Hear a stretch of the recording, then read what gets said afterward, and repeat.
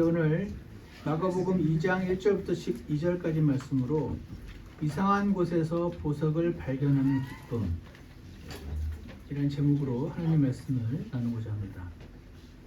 오늘 여러분과 제가 함께 읽었던 이 하나님 말씀 본문은 제가 읽을 때마다 조금 이상하다라고 생각했던 본문입니다. 왜냐하면 이 마비병 환자가 죄사함을 받는데 본인 믿음 때문이 아니고 그를 데리고 나온 친구들 믿음 때문에, 이 사람이 친구들이 구원받은 게 아니고 이 사람이 친구들 믿음 때문에 죄사함을 받고 병이 낫게 되는, 이거 도대체 뭐지? 내가 믿어서 내가 구원받는 건데, 우리 아빠가 믿음이 좋다고 내가 구원받는 게 아닌데 이거는 무엇인가 하는 그런 생각 때문에, 그래서 이 말씀을 다시 한번 여러분 읽어보다가 여기에 이런 생각지 못했던 보석들이 있었구나 하는 생각을 주님께서 주셔서 오늘 말씀을 준비를 하게 되었습니다. 늘 그런 건 아닌데 이거 좀 이상한데 라는 생각이 들어서 저의 눈을 거기에 이제 머물게 하시고, 그러다가 그 말씀을 공부하고 묵상하는 가운데 거기에 이제 보석을 한 개씩 떨어뜨려 놓으신 것 같은 느낌, 그런 느낌을 받을 때가 있습니다. 꼭 그래서 하나님 말씀 읽는 거는 보물찾기 하는 것 같구나 하는 생각을 할 때가 있습니다. 제가 원래 옛날에 보물찾기 하면 늘 제일 꼴찌였는데 하나님 말씀에 숨겨져 있는 보물은 잘 찾아야겠다 그런 생각도 하곤 합니다. 그래서 오늘 저와 함께 이상한 곳에서, 생각지 않은 곳에서 보석을 발견하는 기쁨을 함께 누리셨으면 좋겠습니다. 오늘 본문을 다시 한번 읽어보시면요, 마가복음 2장 1절에 며칠 뒤에 그분께서 다시 가버나움에 들어가시니 그분께서 집에 계시다는 소문이 들림으로 즉시 많은 사람들이 함께 모임에 심지어 문 근처에도 그들을 받을 자리가 전혀 없더라. 그분께서 그들에게 말씀을 선포하시더라. 그들이 한 마비병 환자를 데리고 그분께 오는데 4사람이 그를 나르더라. 그들이 밀려드는 무리로 인해 그분께 가까이 갈 수 없으므로 그분께서 계신 곳의 지붕을 벗기고 부순 뒤 마비병 환자가 누운 자리를 달아내리거늘. 여기서 제가 하나님께서 발견하게 해주신 첫 번째 보석은요, 사랑하는 사람이 있는 자들은 그를 데리고 예수님께 나아가야 한다 하는 것입니다. 어느 조용한 마을이 갑자기 불난 호떡집처럼 소란스러워졌습니다. 왜냐하면 예수님은 진짜로 못 고치는 병이 없대더라 라는 소문이 온 갈릴리 지역에 지금 삽시간에 퍼졌습니다. 그래서 환자들이 자신의 병을 어떻게든 낫고 싶은 그 신락 같은 희망을 가지고 이분께 모여드는데 너무 사람이 많아서 들어오는 그 문 근처에도 자리가 전혀 없을 그런 지경이었습니다. 3절을 보시면 한 마비병 환자가 있는데 온몸을 움직일 수 없었던 것 같습니다. 그래서 이 마비병 환자가 낫게 해주고 싶어서 친구들, 이 사람의 친구들 같은데 4명이 그를 들것에 실어서 데리고 왔습니다. 데리고 왔는데 사람이 너무 많으니까 그 사람들을 뚫고 예수님 앞으로 이 친구를 이렇게 갖다 놔야 예수님이 그를 만져주시면서 고쳐주실 것 같은데 그 앞에까지 도저히 갈 수가 없는 것이었습니다. 보통은 사람이 많은데 이렇게 많을 줄 몰랐네 하면서 그냥 오늘은 아닌가 보다, 다음에 또 때가 오겠지 라고 생각하면서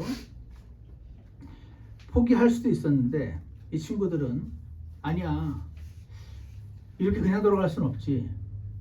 과격한 방법을 생각을 해냅니다.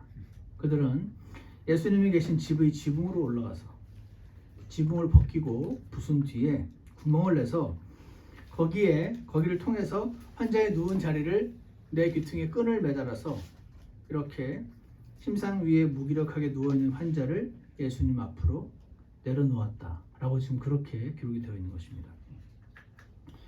여러분 조금만 생각을 해보시면 일은 굉장히 위험한 일입니다. 첫 번째 위험은 아무리 성인 4명이지만 4사람이 같은 박자로 내려야지. 엇박자가 되면 떨어져 죽습니다. 잘못하면. 두 번째 위험은 사람들이 원성을 살 위험이 있습니다. 지금 어디서 새치기야? 우리가 이렇게 줄을 서 있는데. 세 번째 위험은 예수님이 화내실 수도 있습니다. 지금 어디 새치기? 여러분 새치기 당해보셨나요? 그럼에도 불구하고 이 친구들을 포기할 수 없게 만드는 두 가지가 있었던 것 같아요. 첫 번째는 예수님에 대한 믿음이었습니다. 어떤 믿음이냐면 이분은 못 고치는 사람이 없대. 누구든지 그분 앞에 데려다 놓기만 하면 고쳐주시는데 이분은 확실히 고칠 수 있어 라고 하는 그 믿음. 두 번째는 이 마비병 걸린 친구를 사랑하는 마음. 어떻게든 낫게 해주고 싶은 거예요. 아마 예전에 같이 뛰어놀았던 친구들 아닐까요? 어떻게든 이 상태로 살게 하고 싶지 않아서 여러 가지 위험을 무릅쓰고 지금 이 친구들이 과격한 방법을 사용해서 예수님 앞에만 데려놓으면 돼. 내 사랑하는 친구를 위해서 내가 포기할 수는 없어. 이 두 가지 생각이 이들로 하여금 위험천만한 그러나 기상천외한 방법을 찾게 만들었고 그 결과 어떻게 됐습니까? 5절을 보십시오. 예수님께서 그들의 믿음을 보시고 이 마비병 환자가 아닙니다. 아니면 마비병 환자도 포함되는 그들일 수도 있어요. 그들이 말할 때 4명인지 5명인지 모르겠습니다.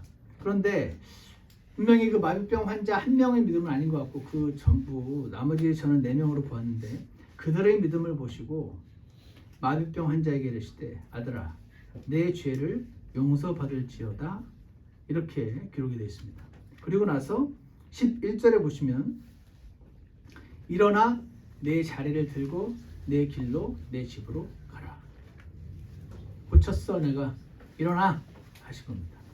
12절 그가 즉시 일어나 자리를 들고 그들 모두 앞에서 나아가거늘 그들이 다 놀라 하나님께 영광을 돌리며 이르되 우리가 그 일을 이런 식으로는 결코 본 적이 없다 하니라 라고 말씀을 하고 있습니다. 여기서 발견하게 해주신 보석 첫 번째는요. 사랑하는 사람이 있는 자들은 그를 데리고 예수님께 나가야 되는구나.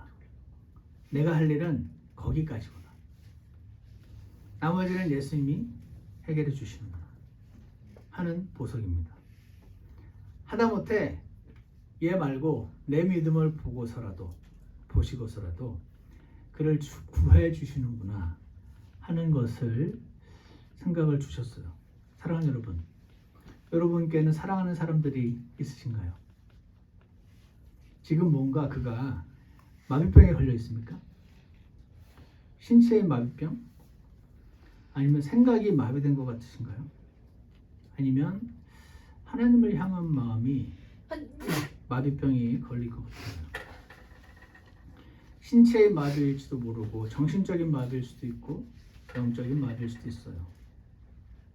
아마 이전에 누군가에게서 받은 상처 때문에 생긴 마비일 수도 있습니다. 과거의 어떤 경험 때문에 오게 된 마비병. 그 어떤 마비병 환자일지라도 그 사람이 당신이 사랑하는 존재라면 오늘 그를 데리고 주 예수님 앞으로 나아가시기를 결심하시기 원합니다. 그분이 그의 믿음이 아니고 그를 데리고 나가는 사람들의 믿음을 보시고라도 혹시 은혜를 베풀어 주실지도 모르기 때문입니다. 오늘 예배 후에 우리가 늘 초청 시간이 있습니다. 원래 앞으로 나오게 하는데 꼭 장소가 좁기도 하고 해서 저희가 초청을 구체적으로 하고 있지는 않지만 그 시간에 내가 사랑하는 그 사람을 데리고 피지컬에 데리고 나와 이렇게 하란 말이 아니고 데리고 주님 앞으로 나아가는 시간을 가졌으면 좋겠어요. 그를 데리고 주님 앞으로 나아가시기 바랍니다. 그들의 믿음, 그 환자 말고 그를 데리고 나간 그 사람들의 믿음을 보시고 마비병 환자를 고치신 예수님 앞으로 그를 데리고 나아가기를 원합니다. 나중에는 그를 설득해서 어떻게든 음식으로 맛있는 걸로 꼬셔서라도 교회로 데려와도 좋고, 그렇지 않으면 그를 기도 가운데 주님 앞으로 데려가도 좋겠습니다. 어느 쪽이든 주 예수님 앞에 그를 갖다 놓기만 하면 그분이 그를 만져주실 수 있을 것입니다. 그래서 오늘 이 말씀에서 하나님이 보여주시는 떨어뜨려 놓으신 보석 첫 번째는 사랑하는 사람이 있는 자들은 그를 데리고 예수님 앞으로 나아가야 되는구나. 이미 여러분 아시는 걸지도 모르겠지만 이 말씀 통해서 오늘 그 일을 꼭 직접 실행에 옮기셨으면 좋겠습니다. 다 같이 마가복음 2장 5절을 보시기 바랍니다. 여기에 두 번째 보석을 발견하게 됩니다. 뭐냐면 예수님께서 그들의 믿음을 보시고 마비병 환자에게 이르시되 아들아 내 죄를 용서받을지어다 하시니라. 여기서 발견하는 두 번째 보석은요, 예수님은 나의 real need, 진짜 필요를 해결해 주시는 분이다 하는 것입니다. 예수님은 우리의 진짜 필요, 사람에게 felt need, 필요하다고 느끼는 필요가 있고요. 사실은 더 본질적인 real need라는 게 있어요. 그래서 예수님은 real need를 해결해 주시는 분이구나 하는 보석인데요. 방금 읽은 5절에서 좀 이상한 말을 듣습니다. 왜냐하면 마비병 환자한테 아들아 내 병이 나을지어다 이렇게 해주시면 말이 되죠. 왜냐하면 지금 마비병 환자 마비병 고쳐달라고 지금 이 소동을 피웠잖아요. 그리고 마비병 환자가 가장 기쁜 건 그 마비병 낫는 겁니다. 다른 거 원하지 않았습니다. 이 사람은. 근데 그 병자의 병을 낫게 해주는 대신에 지금 구하지도 않았던 걸 주고 계십니다. 죄사함을 주고 계세요. 죄로 인해서 막 고민돼가지고 죄가 용서되고 싶어서 막 그랬던 사람이 아닙니다. 근데 왜 구하지도 않은 엉뚱한 죄사함을 주고 계신 것일까요? 이유가 기록되어 있진 않아요. 근데 제가 추측컨대 아마 그의 real need는 죄사함이었기 때문일 것이다 라고 생각을 합니다. 왜냐하면 병 고침은 일시적인 축복인데 죄사함은 영원한 축복이었기 때문에 그럴 것입니다. 또 하나는 이 세상에 병이 들어온 것은 죄 때문이기 때문에 보다 본질적인 문제를 해결해 주시고자 함이 아니었을까 추측합니다.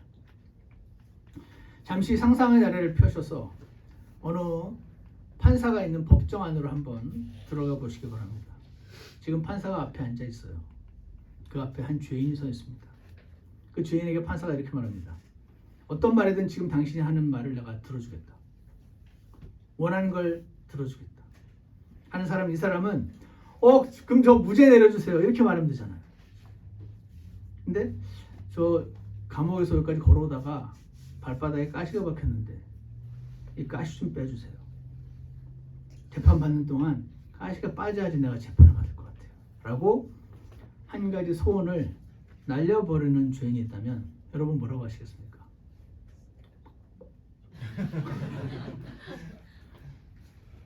그 죄인의 felt need는 발바닥에 박힌 가시 빼는 거였어요.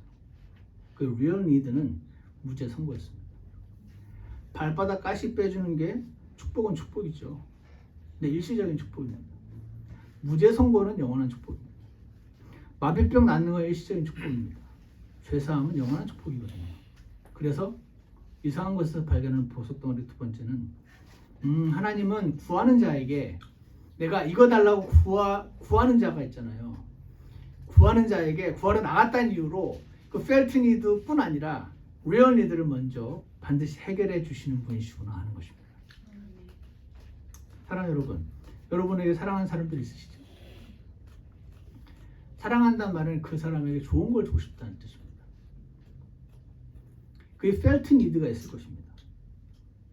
예수님께 그 felt need를 가지고 가시면 돼요. 그거 하시라고 felt need를 허락하신 걸 수도 있어요. 그 felt need를 가지고 그 사람이 당장 필요해 보이는 그걸 가지고 나아가면 그 사람을 데리고 나간 나의 믿음을 보시고 그에게 가장 필요한 것까지도 주실 수 있는 분, 그분이 우리 하나님이시라는 것입니다. 이 보석 같은 진리를 오늘 꼭 집에 갈 때 가져가셔야 합니다. 그러므로 사랑하는 사람이 있는 자들은 구하는 것보다 더 주시는 하나님, felt need 넘어 있는 real need를 해결해 주시는 하나님께 반드시 나아가야 한다는 것입니다. 마지막으로 2장 6절을 펴주시기 바랍니다. 2장 6절을 보시면, 자, 5절에서 예수님이 아들아 내 죄를 용서받을지어다 했어요. 이 말을 들으면 보통 사람들은 그냥 죄를 용서할 수 있어? 이렇게 생각할 법한데 2장 6절에 보시면 서기관들 중에 어떤 자들이 거기 앉아서 마음속으로 따져보며 이르되 이 사람이 어찌하여 이렇게 신성모독하는 말을 하느냐 오직 하나님 외에 누가 능히 죄들을 용서하겠느냐 하더라. 예수님께서 그들이 속으로 그렇게 따져보는 줄을 자신의 영으로 아시고 즉시 그들에게 이르시되 너희가 어찌하여 마음속으로 이것들을 따져보느냐 마비병 환자에게 내 죄를 용서받을지어다 라고 말하는 것과 일어나 내 자리를 들고 걸어가라 라고 말하는 것 중에 어떤 게 더 쉬우냐.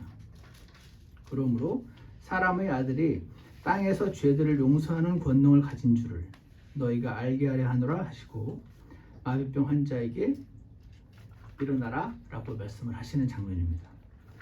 이상한 곳에서 발견하는 세 번째 구속 덩어리는요, 예수님은 때로 나를 낭떠러지 앞의 선택의 자리까지도 이끄시는 분이시다 하는 것입니다. 왜? 고생시키시려고? 아니요. 그게 길이기 때문에 그렇습니다. 여러분, 서기관들이라는 사람들이 나옵니다. scribes. 이들은 지금처럼 종이가 있어서 종이는 한참 보관이 되는데 이 종이가 아니고 당시에는 파피루스, 그 갈대 같은 식물, 그거를 짓이겨서 파피루스로 종이 대용으로 썼던 시대입니다. 좀 더 부자들은 양 가죽을 말려서 양 가죽에다가 글을 썼습니다. 근데 양 가죽이든 파피루스든 일단 글을 쓰고 종이 대용으로 쓸 수는 있는데 시간이 지나면서 참 크래커처럼 됩니다. 참 크래커 아십니까? 쿡 누르면 바스러져 버립니다. 수분이 빠져나가서 그런 것 같아요. 그러다 보니까 성경책을 파피루스에다가 구약 성경을 적어놨는데 시간이 지나면 깨져서 없어지는 거죠. 그럼 어떻게 됩니까? 베껴 쓰는 사람들이 필요합니다. 그들의 직업은 계속해서 성경을 베껴서 다른 파피루스에 기록을 하는 것입니다. 그래서 scribe라는 단어가 쓴다는 뜻이거든요. 그래서 scribes, 서기관이라고 표현되는 이들은 직업이 계속 모세의 율법과 구약 성경을 보면서 다른 그 파피루스에다가 옮겨서 적는 사람들입니다. 그러다 보니 많은 사람들이 성경 박사가 되기가 쉬워지는 것입니다. 일단 내용을 아는 거예요. 계속 읽다 보니까. 그래서 이들은 성경을 다른 사람들보다 잘 알게 된 사람들입니다. 그래서 알았습니다. 아, 이제가 지금 본인이 하나님인 척하네 라는 생각을 이들은 할 수 있었습니다. 왜냐하면 구약 성경에 이사야서 43장 25절에 이런 말씀이 있거든요.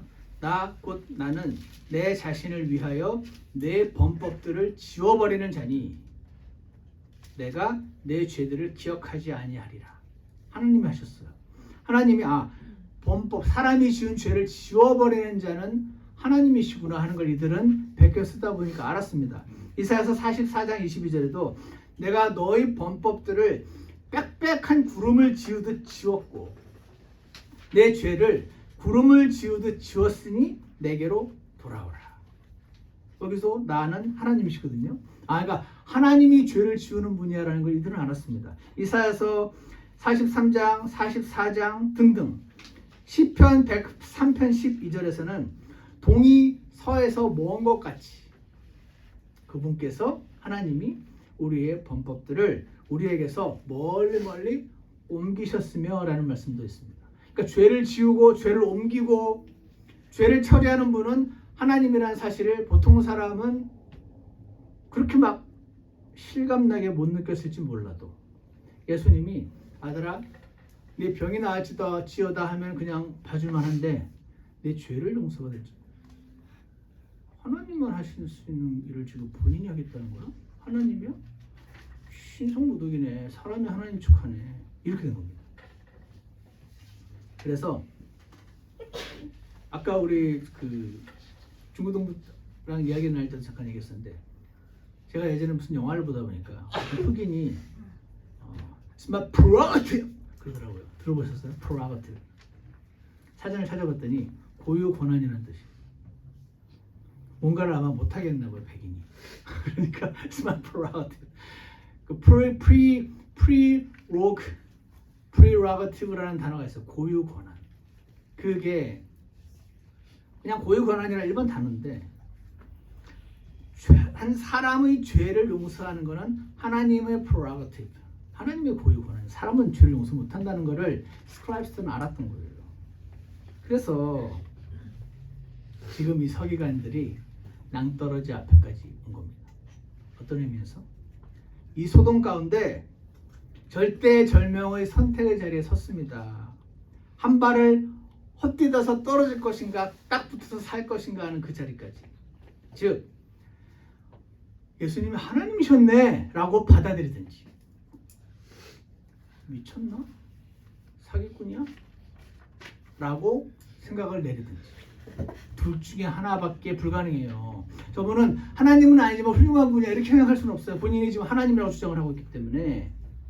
예전에 C.S. 루이스가 말했던 것처럼 3L He is either lunatic. 우리나라 정신병원에도 많이 있거든요. 하나님이라는 사람 본인이. 그러니까 진짜로 하나님이라고 본인이 믿는 미친 사람이든지 아니면 liar. 본인은 알아요. 우리나라는 말 이단처럼 본인이 하나님이라고 주장하죠. 본인도 알아야 본인이 하나님이 아닌 거. 또 본인이 하나님이라고 말하면서 이렇게 하라고 말을 해야지 나를 따르니까. 그러니까 either lunatic 미쳤거나 either liar 사기꾼이거나 아니면 본인도 스스로 속은 자이거나. 이거는 제가 집어넣은 건데 어쨌거나 3L은 either lunatic or liar or Lord. 진짜로 하나님인 거. 평상시에는 괜찮았는데 스크라이브스의 눈앞에 지금 본인이 하나님이라고 주장하시는 순간 진짜 하나님에서 주장한 건지 가짜인데 아닌데 주장하고 있는 건지 둘 중에 하나를 선택해야 하는 자리에 이들이 섰어요.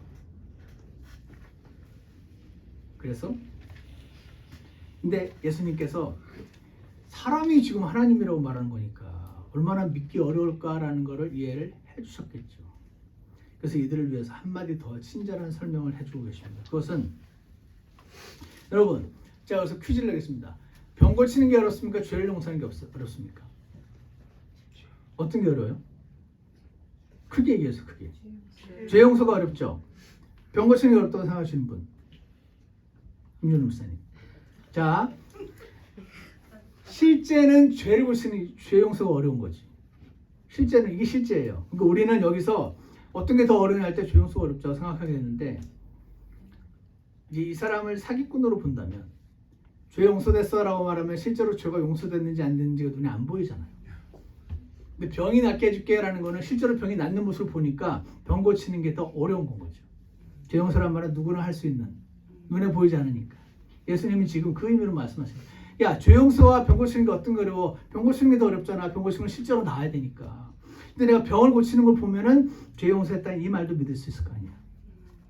더 어려운 거를 해줬으니까 더 쉬워, 너희들이 보기에 더 쉬워 보이는 죄 용서도 실제로 이루어진 거를 이거가 됐으니까 더 이거는 당연히 됐겠네라고 받아들일 수 있을 거 아니야 라고 지금 설명을 해주고 계신 것입니다. 그래서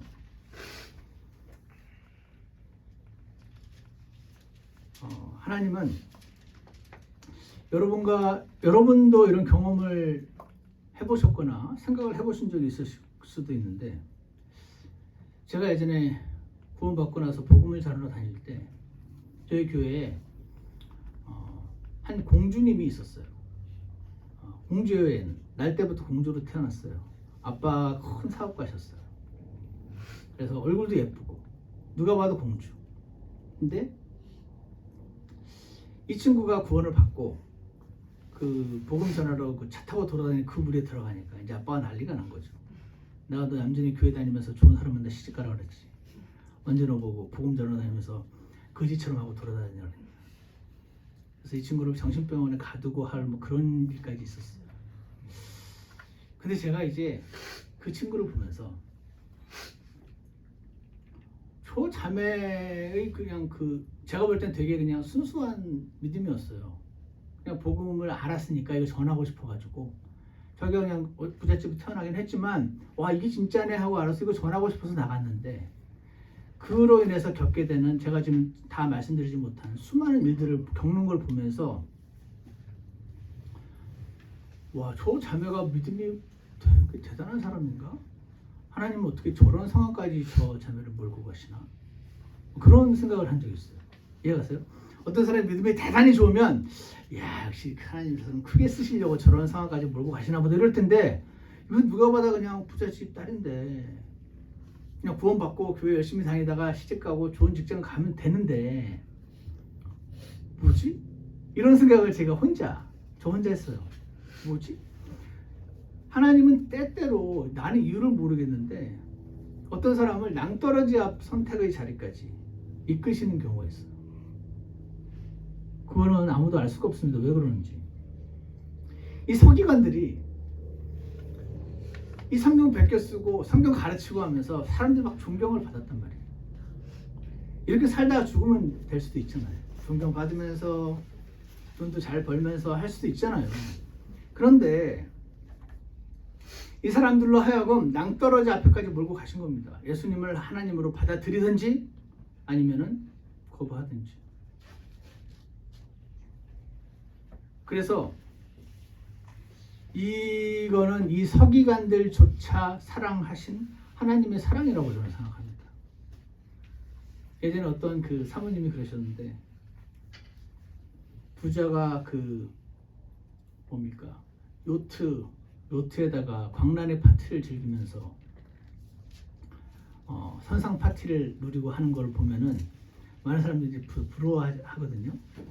근데 이제 그 모습을 보면서 이분이 아유 저러다 지옥 가면 안 되는데 차라리 이 세상에서 못 살아가지고 하나님 찾는 게 나은데 하시는 자매님이 계셨었으니까 이 서기관들을 향한 하나님의 사랑 하나님은요 이거를 제시하면 이들은 나름 권력자이기 때문에 예수님 본인에게 피해가 올 수 있어요.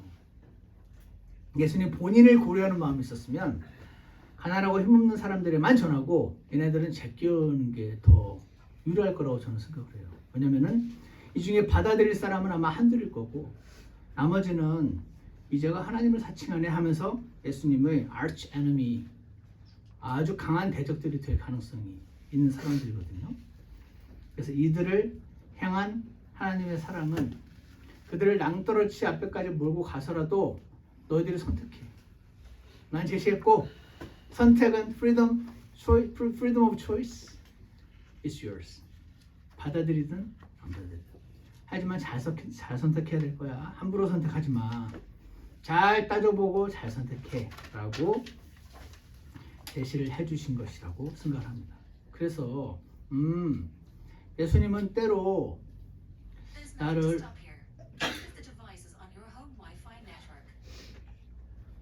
죄송합니다. 예수님은 때로 나를 어떤 이게 맞든지 틀리든지 둘 중에 하나를 결정해야만 하는 자리로 이끄시는 분이시다 하는 것을 경험을 하게 됩니다. 그래서 제가 정리를 해보면 이상한 곳에서 보석을 발견하는 기쁨을 주님이 보여주시는 것 같은데 사랑하는 사람이 있는 자들은 그를 데리고 예수님께 나아가야 하는구나 하는 것이고요. 두 번째 보석은 예수님은 내가 구하는 것보다 더 주시는 분이니까 펠트 니드를 구하지 말고 리얼 니드를 구해라 그 말을 하는 게 아니고 펠트 니드를 가지고 나가는 사람이 잘하는 거다. 그러면 그에게 진짜 필요한 것까지 주시는 그런 분이시다 하는 것이고요. 마지막으로 나를 낭떠러지 앞 선택의 자리까지 이끌 때 나는 거기서 예수님을 더 따르는 길을 선택할 것인지 거기서 멈출 것인지 그 상황까지 나를 보내실 때가 있는데 거기서 그게 길이기 때문에 그 자리에 나를 임하게 하시면 거기서 나에게 유리한 걸 택하지 마시고 어떤 게 진짜인가를 찾아서 꼭 택하시는 저와 여러분이 되었으면 좋겠습니다. 그래서 저는 오늘 이 본문에서 보석 세 덩어리를 떨어뜨려 놓으셨네. 그래서 갑자기 마태복음 13장 말씀이 생각이 났습니다. 하늘 왕국은 마치 좋은 진주를 구하는 상인과 같으니라. 그가 매우 값진 진주 하나를 발견하매 가서 모든 소유를 팔아 그 진주를 사느니라. 이런 말씀이 있습니다. 저 여러분이 이 보석 덩어리의 가치를 알게 되면 이걸 얻기 위해서 어떠한 대가도 지불하는 것이 주를 위해 손해를 당하는 것이 아니라 장사꾼이기 때문에 상인은 언제나 그 이윤을 따라 움직이잖아요. 그러니까 이 모든 소유를 팔아서 진주를 사도 이게 남는 장사라는 판단을 하니까 자기 모든 소유를 팔아서 진주를 사는 거 아니겠습니까? 하나님께서 우리로 하나님 말씀 읽는 가운데 보석 덩어리들을 많이 발견하게 해주셔서 그 보석 덩어리를 얻기 위해서 어떠한 대가도 기꺼이 기쁨으로 지불하게 되는 저와 여러분으로 만들어 주시기를 축복합니다.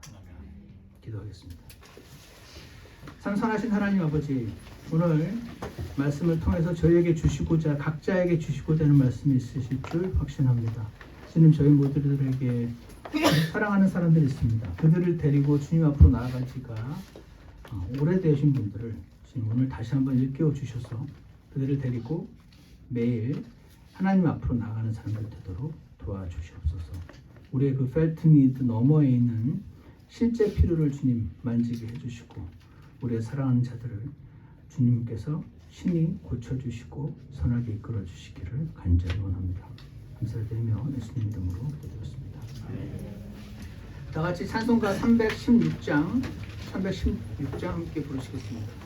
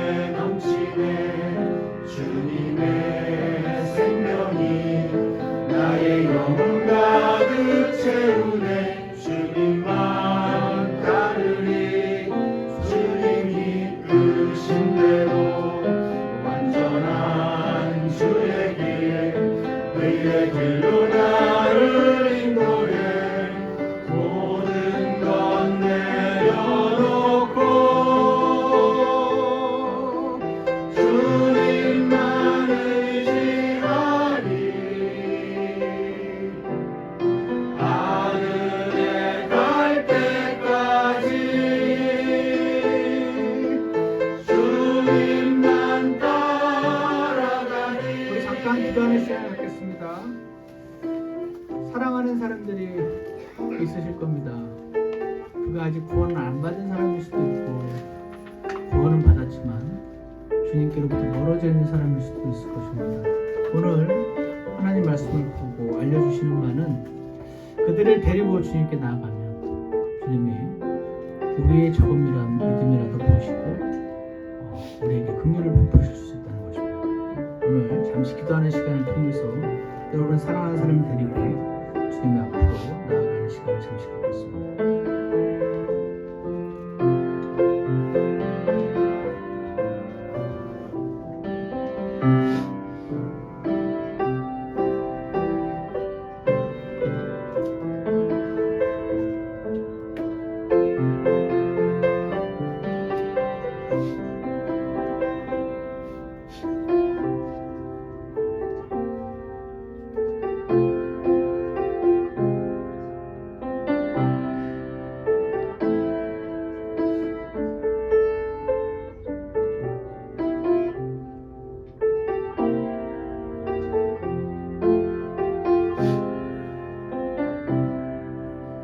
기도가 끝나신 분들만 2절 함께 읽으시겠습니다. 주님의 사랑 내 맘속에 넘치네. 주님의 생명이 나의 영혼 가득 채우네. 주님만 따르네. 주님이 이끄신 대로 완전한 주에게 의의 길로 나를 인도해. 모든 것 내려놓고 주님만 의지하리. 하늘에 갈 때까지 주님만 따라가리.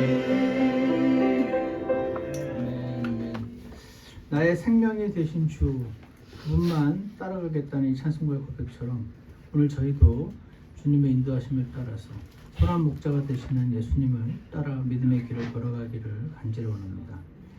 우리에게 주님 사랑하는 사람들이 있습니다. 그들이 마비병에 걸려 있는 것 같습니다. 주님 그들의 병을 낫게 해주시도록 오늘부터 매일 이번 한 주간이라도 주님 앞에 그를 데리고 나아갈 때 주님 저희들에게 필요한 은혜를 허락해 주시고 긍휼을 허락하여 주시옵소서. 오직 모든 것이 가능한 분은 하나님 한 분뿐임을 이 시간 다시 한번 기억합니다. 하나님의 능력을 의심하지 않게 해주시고 그리고 주님의 응답이 늦게 오는 것 같을 때 지금 저희를 새롭게 해주시고 말씀 안에서 강건케 해주셔서 주님 앞으로 계속 나아가는 자리 되도록 축복하여 주시옵소서. 예수 그리스도 이름으로 기도드렸습니다. 예배 마치겠습니다.